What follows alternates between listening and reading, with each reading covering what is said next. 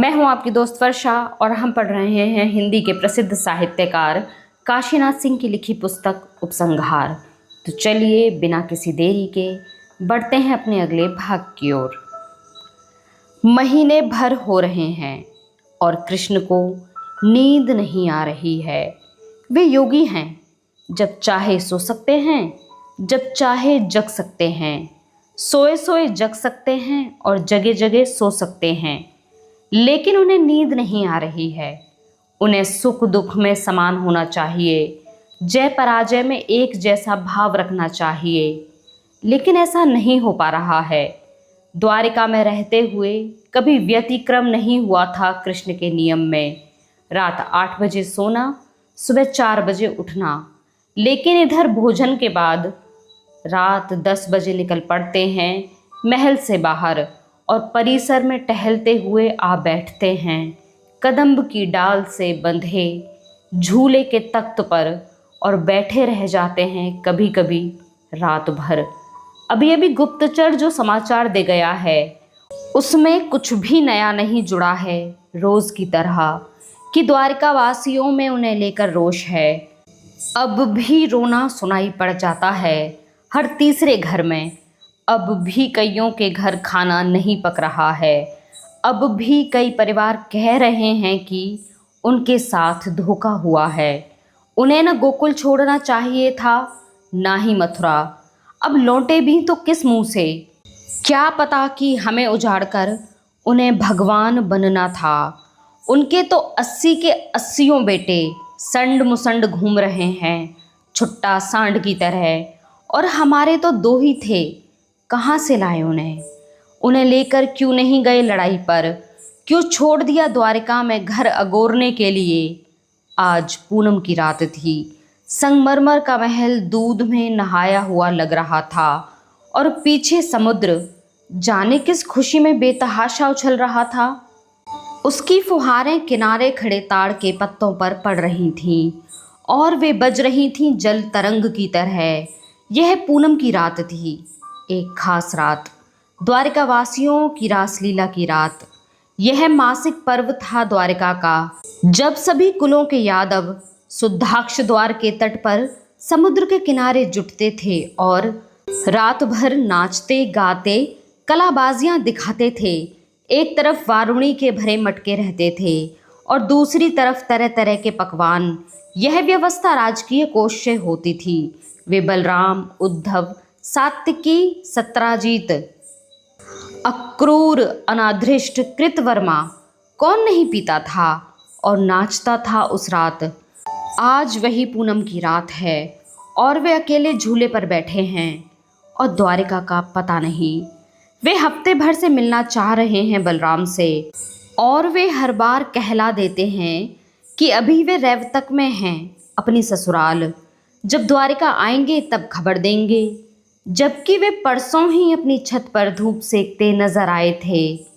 कृष्ण मुस्कुराए, नहीं बदलेंगे दाऊ। लेकिन यह पहला अवसर है जब उनका गुस्सा इतना समय ले रहा है ठंडा होने में। संयोग ही ऐसा था कि द्वारिका में इस समय ऐसा कोई नहीं जिससे वे बात कर सकें। उद्धव बलराम के साथ हिमालय गए थे और वे अभी तक लौटे न थे। सात्विकी साथ आए थे, लेकिन एक संबंधी के विवाह में मथुरा चले गए थे। दारुक को उन्होंने छुट्टी दे रखी थी क्योंकि इस बीच रथ का कोई काम न था। रनिवास दूसरी पहाड़ी पर था। रानियों के आमने सामने 4-4 महल, साथ में गौशालाएं, 8 रानियां और उनकी अपनी समस्याएं। उन्हें कहाँ फुर्सत की कृष्ण की बातें सुने, और कृष्ण से वे जो सुनना चाहती हैं उसके लिए ना कृष्ण की उम्र रह गई थी न फुर्सत। महल की 4 दीवारी के उस पार गौशाला थी कृष्ण की। वहां से बार बार एक गाय के रंभाने की आवाज आ रही थी। कृष्ण उस आवाज को समझ गए। उन्होंने हाँक लगाई, गालव। हाँ महाराज, गालव बोला। इतनी रात को आप महाराज? कृष्ण ने इस पर ध्यान न देते हुए पूछा, यह उजली है क्या? हाँ महाराज। ब्याह रही है क्या? हाँ महाराज। कृष्ण ने हिदायत दी, माधव भी है ना साथ में? तो एक काम करना, पुआल और भूसे पर मत गिरने देना बछिया को। ऊपर से हाथों में ही पकड़ लेना और ध्यान रखना उजली का। कृष्ण झूले पर बैठे और गाव तकिया के सहारे लेटे लेटे थक गए। चांद पहाड़ी के पेड़ों के पीछे छुप गया था, लेकिन उजाला पूरे परिसर में था। उनकी नज़र महल के आगे सरोवर के जल पर गई, जो चमक रहा था, जिसमें खिली हुई कुई अपने नाल के साथ ऐसी दिख रही थी जैसे बच्चों के नन्हे नन्हे गुलाबी हाथ हों और इशारे से बुला रहे हों। वे झूले से उतरे और उधर चल पड़े। चलते समय उनकी दृष्टि अपने आप द्वारिका की सबसे ऊंची पहाड़ी पर गई, जिस पर मुकुट की तरह सुधर्मा जगमगा रहा था। सुधर्मा यानी सभा भवन, जिसके बारे में प्रवाद था कि कृष्ण के निवेदन पर वायुदेव उसे इंद्रपुरी से द्वारिका लाए थे।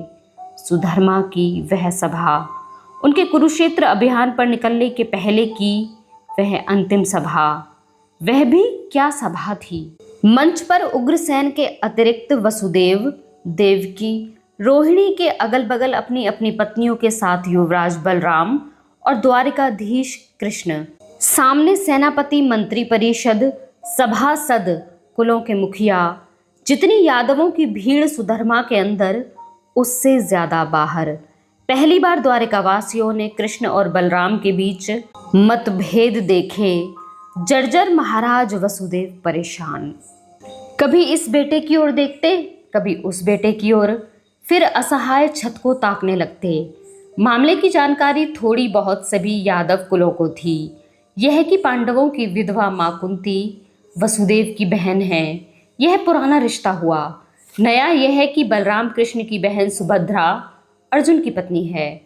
उससे भी नया यह कि दुर्योधन की बेटी लक्ष्मणा का ब्याह कृष्ण के बेटे सांब से हुआ और यह रिश्ता बलराम ने कराया है। यही नहीं, दुर्योधन बलराम का शिष्य रहा है। उन्होंने मिथिला में उसे गदा विद्या सिखाई है। सिखाई तो भीम को भी उन्होंने, लेकिन बाद में वे भीम के बल और दुर्योधन के कौशल और स्फूर्ति के प्रशंसक हैं। उनका लगाव दुर्योधन से अधिक है। कृष्ण की निकटता अर्जुन और भीम से है। उन्होंने द्रौपदी स्वयंवर में अर्जुन की धनुर्विद्या का चमत्कार देखा था। उन्हीं के सुझाव पर अर्जुन ने वनवास और अज्ञातवास के दौरान तमाम तरह के अस्त्र शस्त्र जुटाए और राजनीतिक विवाह किए। यही नहीं, अभी अभी दुर्योधन और अर्जुन कृष्ण से भेंट कर आए हैं। यह भेंट किस बात के लिए थी और उसमें क्या हुआ, यह किसी को नहीं पता। इसका पता इसी सभा में चलेगा। सभा में सभी के चेहरे पर तनाव था, सभी गंभीर थे, कोई किसी से नहीं बोल रहा था। शुरू किया कृष्ण ने, बंधुओं, आर्यावर्त में, भारत में महायुद्ध छिड़ने जा रहा है। यह अटल है, अब टाला नहीं जा सकता इसे। कौरव और पांडव दोनों मन बना चुके हैं, इस पार या उस पार। भारत का कोई ऐसा गणराज्य नहीं, नरेश नहीं, जो अपनी चतुरंगिणी सेना के साथ इस या उस पक्ष में ना हो। इसलिए आप चाहें तो इसे महाभारत भी कह सकते हैं। आप जानते हैं कि युद्ध क्यों हो रहा है? कुरुकुल में पांडुपुत्र युधिष्ठिर सबसे बड़े हैं, ज्येष्ठ हैं, परंपरा के अनुसार हस्तिनापुर के सिंहासन के उत्तराधिकारी। लेकिन धृतराष्ट्र पुत्र मोह से ग्रस्त है, दुर्योधन कुसंगति में है। वह युधिष्ठिर को ही नहीं, सभी पांचों पांडवों को मारने का षड्यंत्र रचता रहा है, किसी न किसी बहाने। पहले उसने उन्हें वारणावत भेजा, लाक्षागृह बनवाया, आग लगवाई, लेकिन पांडव बच गए। बहुत समझाने बुझाने पर वह आधा राज्य देने के लिए तैयार हुआ और दिया भी। आधा के नाम पर जंगल बियाबान। पांडवों ने बड़ी मेहनत से वहां इंद्रप्रस्थ बसाया, हस्तिनापुर से सुंदर। जुआ खेलने के नाम पर दुर्योधन ने वह भी ले लिया और उन्हें भेज दिया 13 वर्ष के वनवास और 1 साल के अज्ञातवास पर, जिन्हें हस्तिनापुर का महाराजा होना चाहिए था और सुख ऐश्वर्य की जिंदगी बितानी थी। उन्हें जंगलों पहाड़ियों में पत्नी के साथ मारा मारा भटकना पड़ा, भूखे प्यासे। कभी कंदमूल, कभी वह भी नहीं। पत्नी की अलग समस्या। उसे अपहरण से छुड़ाया, बलात्कार से बचाया, घरों में खुद नौकर चाकर के रूप में काम करके दिन काटे। कितनी मुसीबतें झेली, कितने संघर्ष किए, कितने दुख उठाए। सोच सकते हैं आप? दुर्योधन ने सोचा था कि वे उधर ही मर खप जाएंगे, किस्सा खत्म हो जाएगा, लेकिन नहीं। वे लौटकर फिर आए और कहा, भैया दुर्योधन, हमें राज्य नहीं चाहिए, हम 5 भाई हैं, बस हमें 5 गांव दे दो, हम अपने दिन काट लेंगे। लेकिन दुर्योधन ने कहा, 5 गांव क्या, हम तुम्हें एक धूड़ जमीन नहीं देंगे, सुई की नोक के बराबर भी। ऐसी स्थिति में युद्ध के सिवा और क्या विकल्प रह गया है। कृष्ण बोलकर चुप हो गए और सभा की प्रतिक्रिया का इंतजार करने लगे। बलराम ने बैठे ही बैठे कहा, किशन, जाने कि मुझे लग रहा है कि अगर तुमने हृदय से चाहा होता तो यह टल सकता था। दोनों सम्मान करते हैं तुम्हारा। नहीं दाऊ, मैंने कुछ नहीं उठा रखा अपनी तरफ से, यहाँ तक कि मैंने वह भी किया जो मुझे नहीं करना चाहिए था। मुझे पता था कि दुर्योधन को सबसे ज़्यादा भरोसा कर्ण पर है। अगर उसे कौरवों से अलग कर दिया जाए तो दुर्योधन का मनोबल टूट जाएगा। मैंने कर्ण को अपने साथ लिया और समझाया कि तुम सूत पुत्र नहीं हो, अधिरथ और राधा ने केवल पाल पोस कर बड़ा किया है। तुम कुंती बुआ के बेटे हो, पांडवों में ज्येष्ठ। अगर तुम उनके साथ हो जाओ तो राज सिंहासन तुम्हें मिलेगा और साथ में द्रौपदी भी, जिसने तुम्हें अपमानित किया था, लेकिन वह नहीं डिगा। अब इससे ज्यादा मैं और क्या कर सकता था। बलराम ने यह सुनने के बाद कृष्ण को समझाने की नियत से कहा, देखो किशन, यह पांडवों कौरवों का पारिवारिक मामला है, घरेलू मामला। इसमें हमें पढ़ने की ज़रूरत नहीं। नहीं दाऊ, यह उनका घरेलू मामला नहीं है। यह वस्तुतः धर्म अधर्म का, न्याय अन्याय का, सत असत का, प्रकाश अंधकार का, ईमानदारी बेईमानी का मामला है। इतिहास काल कल हमसे आपसे द्वारिका से पूछेगा कि जब आर्यवर्त में युद्ध हो रहा था, मारकाट मची थी, आग लगी थी, तब आप कहाँ थे? द्वारिका किधर था? नहीं पूछेगा? और तब क्या जवाब देंगे आप? बलराम हंसे। किसी भी बात से सिद्धांत गढ़ लेना पुरानी आदत है तुम्हारी। हमारा कहना सिर्फ इतना था कि हम यहाँ, वे वहाँ। वे आज तक हमारे सुख दुख में किसी काम भी नहीं आए, फिर क्यों पड़े हम उनके झमेले में? क्या बात कर रहे हैं दाऊ? भूल गए क्या जरासंध को किसने मारा? क्यों मारा? राजसूय यज्ञ के लिए? नहीं, वह बहाना था, उसे मैंने मरवाया भीम से, अपने और आपके लिए नहीं, द्वारिका के लिए, ताकि द्वारिका हमेशा के लिए निश्चिंत हो जाए। यह एक ऋण है मुझ पर, जिसे मैं चुकाना चाहता हूँ। ठीक है, चुकाओ, मैं नहीं बोलता, लेकिन यह बताओ कि तुमने दुर्योधन और अर्जुन से क्या कहा? सुना कि सहायता के लिए दोनों एक ही साथ एक ही समय पहुंचे थे तुम्हारे पास। अब तक ये बातें बैठे बैठे हो रही थीं दोनों भाइयों के बीच, सौहार्द के साथ, थोड़ी ऊंची आवाज़ में, जिन्हें कुछ लोग सुन पा रहे थे, कुछ नहीं। लेकिन अब कृष्ण खड़े हो गए, वही सिर पर मोरपंखी स्वर्ण मुकुट, कंधे पर झूलता पीला रेशमी उत्तरीय, नीले मुखमंडल पर वही चीर परिचित मुस्कान। वे ऊंचे स्वर में बोले ताकि सब सुन सकें, हाँ, मेरे पास दुर्योधन भी आया था और अर्जुन भी, सहायता की याचना के साथ। मेरे मुंह से निकला, देखो, एक तरफ मैं रहूंगा बिना अस्त्र शस्त्र के, दूसरी तरफ मेरी अक्षौहिणी सेना, इनमें से जिसे जो चुनना हो चुन लो। और अर्जुन ने? कृष्ण अपनी बात पूरी करते इससे पहले ही अरे की चीख के साथ बलराम खड़े हो गए। वे मारे क्रोध के थर थर कांप रहे थे। उनकी आंखें क्रोध से लाल थीं और बाएं दाएं ऐसे देख रही थीं जैसे गदा ढूंढ रही हूँ। अरे पागल हो गया है क्या तू? दिमाग ठिकाने है कि नहीं? आज तक कभी सुना है कि सेना एक पक्ष में हो और सेनापति उसके विरुद्ध दूसरे पक्ष में? कभी हुआ है ऐसा? कृष्ण मुस्कुराते हुए सिर नीचा किए वैसे ही खड़े रहे। बलराम थोड़ी देर रुके, फिर संयत होने की कोशिश करते हुए वसुदेव से बोले, महाराज समझाइए इसे।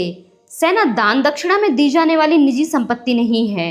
सेना तब के लिए होती है जब कोई राष्ट्रीय आपदा हो, सीमा पर संकट हो, द्वारिका में प्राकृतिक घटना हो। बैठते हुए उन्होंने मुकुट उतारकर अपना सिर हथेलियों में पकड़ा और रुंधे हुए स्वर में कृष्ण की ओर देखते हुए बोले, किशन, तूने लगभग वही गलती की है जो युधिष्ठिर ने जुए में की थी। उस आदमी ने चाहे जो कुछ दांव पर लगाया होता, इंद्रप्रस्थ को तो बख्श दिया होता। कृष्ण ने जैसे ही उनसे कुछ कहना चाहा, उन्होंने मना करते हुए कहा, नहीं, बस तुम्हें जो करना है करो, मैं कल से यात्रा पर जा रहा हूँ हिमालय, अब मैं नहीं रुक सकता यहाँ। सुधर्मा में हंगामा छिड़ा हुआ था। हर आदमी चीख चिल्ला रहा था, सब बोलना चाहते थे, कोई किसी की नहीं सुन रहा था। अंदर की देखा देखी, बाहर भी शोर हो रहा था और मंच तक सुनाई पड़ रहा था। सभा की बातों को सुनते हुए कृष्ण ने नतीजा निकाला कि उनके 3 प्रमुख प्रश्न हैं। पहला प्रश्न, आप अकेले द्वारिका नहीं हैं। कोई भी निर्णय करने से पहले आपको हमसे, द्वारिका वासियों से राय बात करनी चाहिए थी, सलाह लेनी चाहिए थी। दूसरा प्रश्न, आपने कैसे समझ लिया कि आप धर्म, न्याय, ईमानदारी के पक्ष में हैं और हम अधर्म, अन्याय और बेईमानी के पक्षधर हैं। तीसरा और अंतिम प्रश्न, आपका निर्णय दुविधा का निर्णय है। इससे यह पता चलता है कि आप दोनों में से किसी पक्ष को असंतुष्ट नहीं रखना चाहते। इससे यह भी सिद्ध होता है कि आप जितना धर्म और न्याय के साथ हैं, उससे कहीं ज़्यादा अधर्म और अन्याय के साथ। कृष्ण इन प्रश्नों का उत्तर दें, इसके पहले ही वातावरण को गर्म होते देखकर युवराज ने सभा बर्खास्त कर दी और बिना किसी से कुछ कहे उठकर बाहर निकल आए। आज के अध्याय में बस इतना ही। मिलते हैं अगले अध्याय में कुछ अन्य रोचक तथ्यों के साथ। अगर आप हमारे चैनल पर नए हैं तो हमारे चैनल को सब्सक्राइब करना, हमारी वीडियोस को लाइक करना और इन्हें शेयर करना ना भूलें। हमारे साथ इस सफ़र में बने रहने के लिए आपका बहुत शुक्रिया।